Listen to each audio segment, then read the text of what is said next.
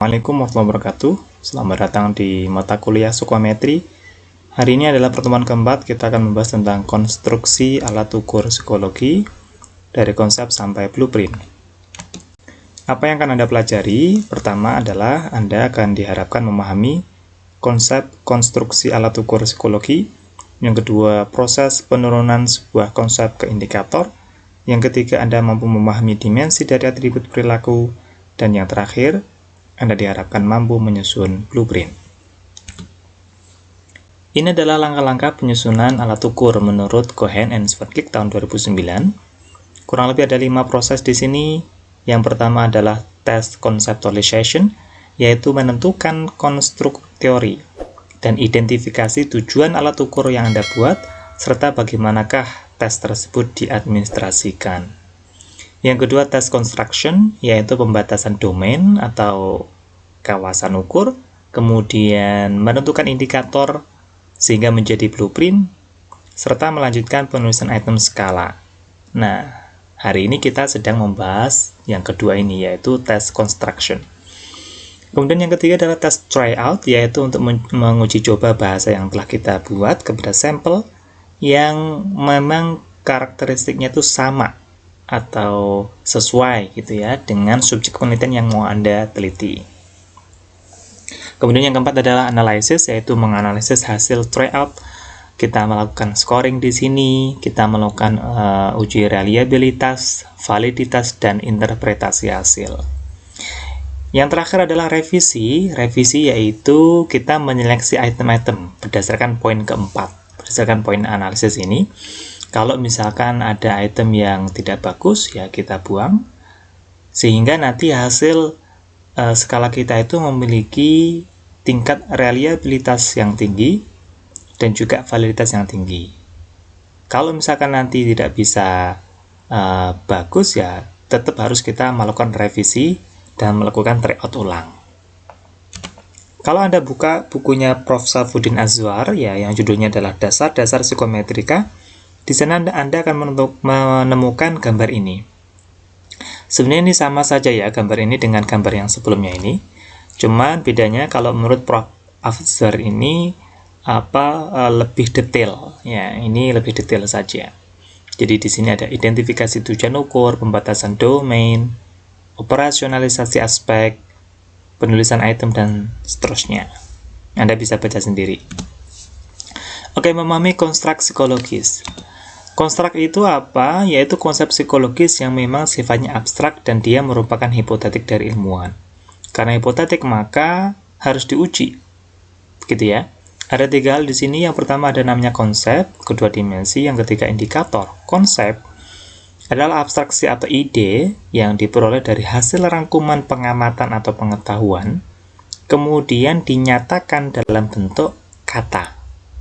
Orang yang suka mukul-mukul itu disebut apa?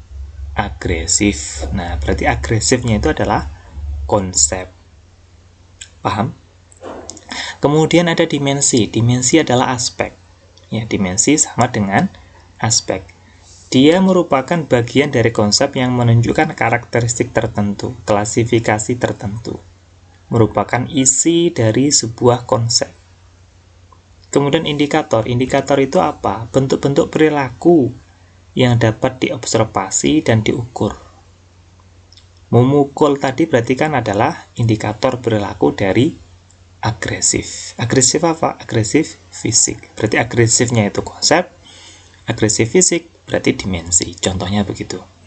Jadi indikator ini bisa diklasifikasikan berdasarkan aspek-aspek, kemudian dapat diartikan sebagai bentuk operasionalnya dari sebuah konsep teoretik tadi. Dimensi atribut dan indikator perilaku, 3 hal ya soal atribut psikologis. Pertama, dia pasti mendeskripsikan fenomena psikologis manusia, sifatnya abstrak dan tidak dapat diobservasi secara langsung. Orang yang suka mukul bukan berarti dia pasti agresif, belum tentu. Ya, kita tidak bisa melakukan judgement seperti itu. Ya, mungkin bisa diamati, bisa dilihat, tapi tidak bisa dikatakan bahwa dia langsung kita katakan sangat agresif ya orangnya, nggak bisa begitu. Nah, karena tidak dapat diobservasi secara langsung, bagaimana mengukurnya? maka kita harus membuat kawasan ukur. Kita membuat aturan-aturan, gitu ya.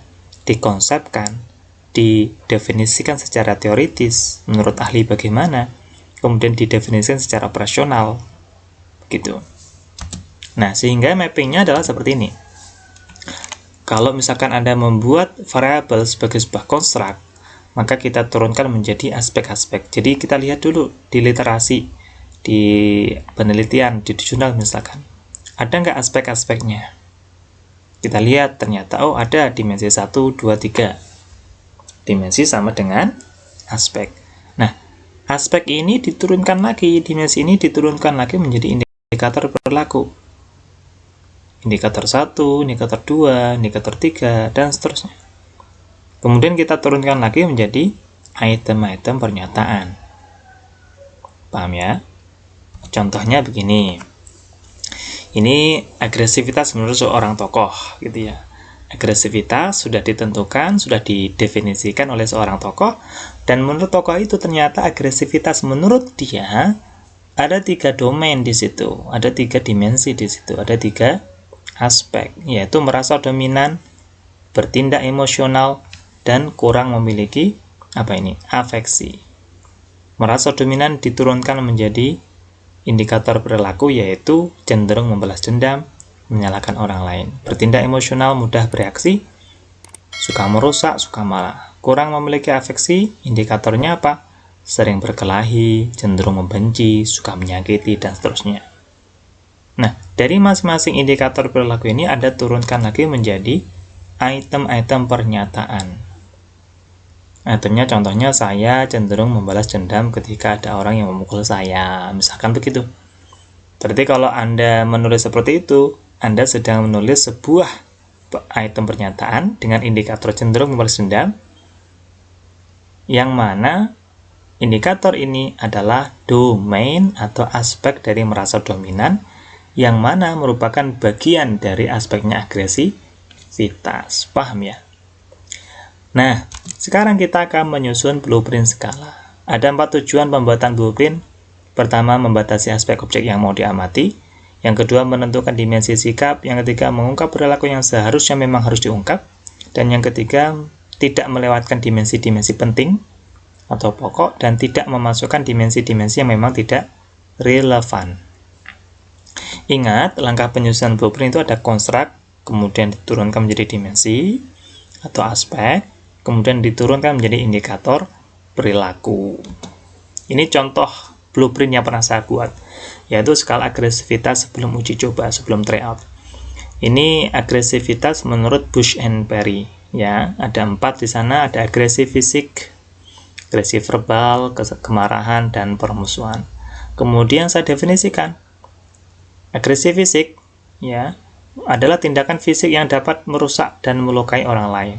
Verbal berarti tindakan berbentuk ucapan lisan yang dapat menyakiti atau melukai orang lain. Contohnya apa? Indikatornya apa? Memukul kalau fisik, menendang, mencubit, mendorong. Verbal membentak, mengancam, mengejek, memaki, menjelekkan, dan seterusnya. Kemudian Anda buat butir favorable dan unfavorable. Jumlahnya berapa? Jumlahnya berapa? Favorable 9, unfavorable 1, itu untuk yang agresi fisik. Verbal, favorable 8, unfavorable 2, itu untuk yang verbal. Di total semuanya nanti ada 40, 35 sama 5. Kemudian nomornya Anda acak. Anda bebas menaruh dimanapun. Cuman biasanya, favorable itu lebih banyak, unfavorable itu lebih sedikit. Aspek itu sama dengan dimensi atau ya mungkin faktor, tapi saya sarankan jangan faktor ya, tapi lebih ke aspek. Karena aspek itu dari internal, kalau faktor itu dari eksternal. Diambil berdasarkan teori atau tokoh pencetus teori. Indikator perilaku berarti bisa dari teori atau bisa cari sendiri. Yang ini indikator perilaku. Kemudian favorable berarti artinya pernyataan itu positif, mendukung, memihak pada konstruk.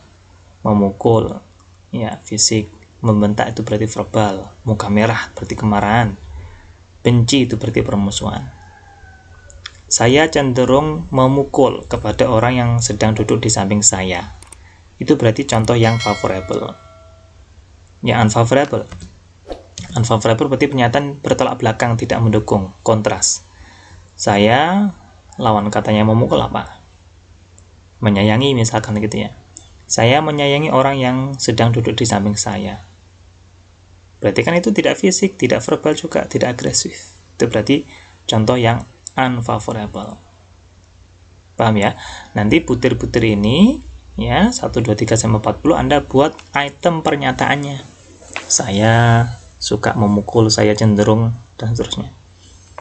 Baru nanti ada jawabannya, setuju, tidak setuju, dan seterusnya itu. Contoh yang kedua seperti ini, format lainnya seperti ini. Bedanya apa dengan yang tadi? Kalau yang ini ya tidak ada definisinya, tapi dia ada bobotnya. Sementara yang ini ada definisinya, tidak ada bobotnya. Mana yang lebih tepat? Semuanya tepat. Kalau saran saya, Anda menggunakan format seperti ini, ada bobotnya, tapi dimasukkan saja di sebelah sini. Ya, jadi ini tambahkan satu lagi tabel begitu, tambahkan bobot. Nah, bobot ini harus 100%, 30, 30, 20, 20, ini harus 100%. Ya. Nah, sekarang tugas 2, latihan menyusun skala. Ya, Anda dari tugas individu yang telah Anda buat ya. Ini salah ini. Dari konstruk psikologi yang Anda temukan di tugas individu 1, ini harusnya 1. Ya. Buatlah blueprint distribusi butir skala seperti gambar contoh tadi. Anda diizinkan untuk berdiskusi dengan teman Anda. Ingat langkah-langkahnya ya. Dari konstruk ke dimensi, kemudian ke indikator berlaku. Jadi Anda buat blueprintnya saja, nggak usah sampai item pernyataan, tidak usah, blueprintnya saja. Ingat, bobot nilai tugas 2 ini 10%, tidak ada ketentuan ukuran kertas atau font, dan deadline pengumpulannya adalah sehari sebelum pertemuan kelima. Jadi Anda punya waktu kurang lebih 6-7 hari. Begitu ya.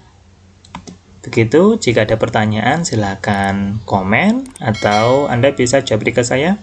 Thank you for like, comment, share, and subscribe. Assalamualaikum warahmatullahi wabarakatuh.